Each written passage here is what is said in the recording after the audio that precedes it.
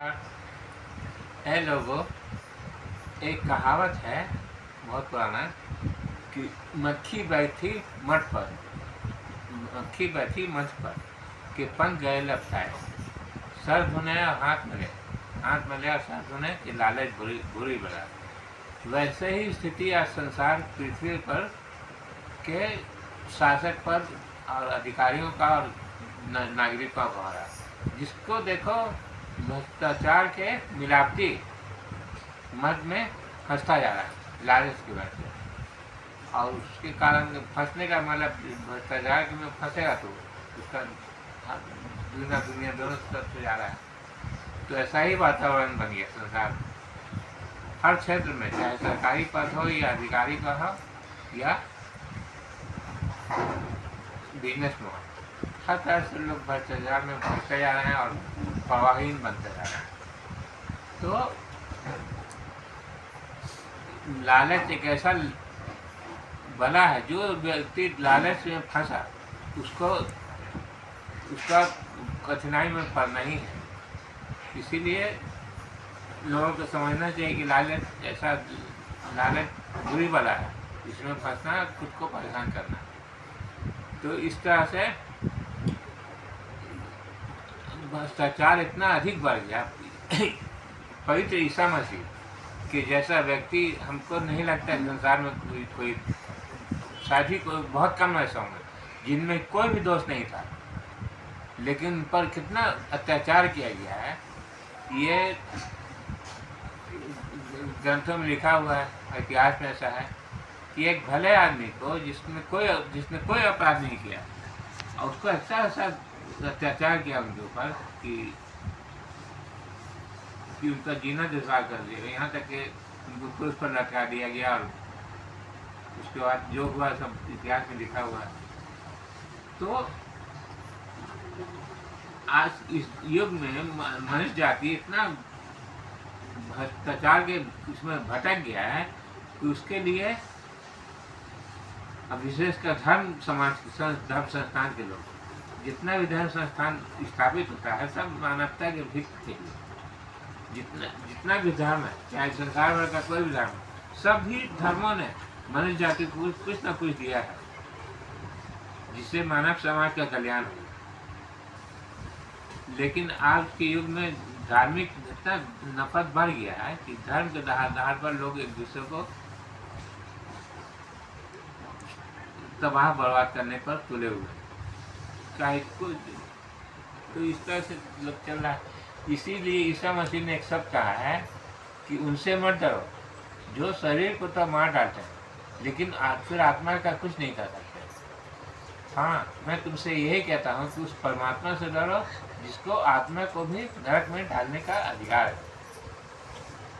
कितना अच्छा शब्द कहा है कि उनसे मत डरो जो शरीर को तो मार डालते हैं लेकिन आत्मा को कुछ नहीं कर सकते।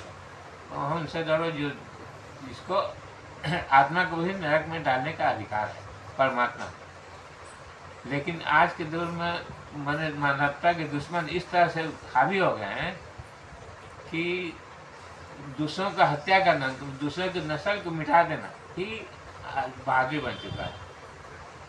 चाहे कोई भी हो, जितने भी अभी युद्ध चल रहा है, संयुक्त राष्ट्र सुरक्षा परिषद की अध्यक्षता में जितना भी हो रहा है, ये मनुष्य जाति को विनाश में पहुँचाने के लिए पूरा देश दूसरे देश पर कब्जा कर लो और उसका उसी को निकाल के बाहर किया जा रहा है और उसके यहाँ तक कि उसका पूरा मिटाया जा रहा है पृथ्वी पर, उसका जीवन ही अंत कर रहा है।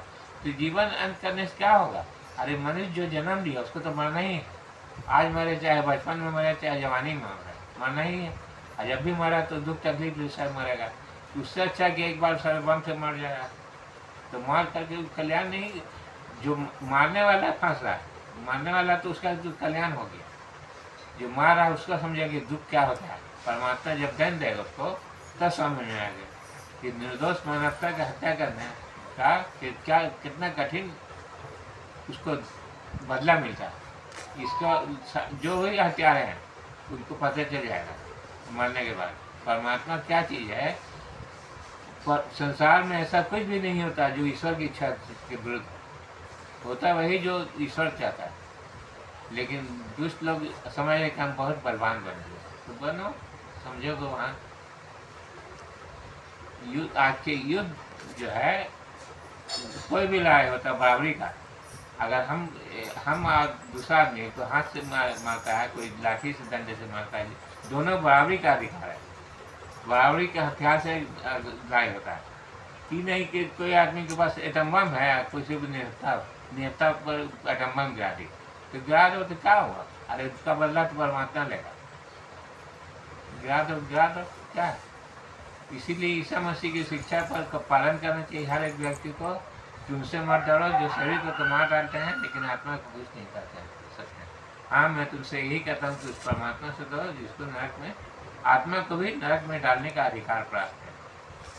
तो इस धर्म का शिक्षा इतना बन गया है आज के युग में कि इसको लोग सब मजाक समझ गए, समझता है कि ऐसे ही कहा गया, लेकिन जब होगा तब समझ में आ जाएगा कि परमात्मा, कि संसार परमात्मा का है, वही चलाता है, वही जिलाता है, खिलाता है, पिलाता है, हर चीज़ वही करता है।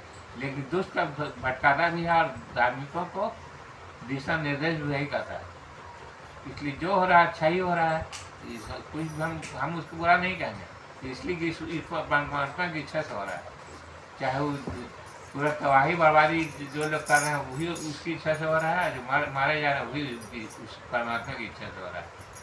लेकिन बदला तो वहाँ परमात्मा देगा, जो जैसे करेगा उसको परमात्मा निश्चित रूप से बदला देगा। और लोग समझ नहीं रहे। ठीक है, नमस्कार, मेरा नाम मोहम्मद अब्दुल रहमान।